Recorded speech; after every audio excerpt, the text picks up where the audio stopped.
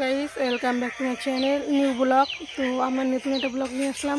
ব্লগটা হলো আজকে বিকেলে আমরা ভিডিও শ্যুট ফটোশ্যুট দুটোই করতে এসেছি এই যে গাজর বাগানে, ঠিক আছে। এই যে নায়িকা সেজেছে, ঠিক আছে, ফটোশ্যুট করবে বলে। তো তার জন্য একটা ব্লগ নিয়ে আসলাম। তো তোমরা দেখতে থাকো, নায়িকা এখন ভিডিও বানাবে, ঠিক আছে। তো চলো দেখতে।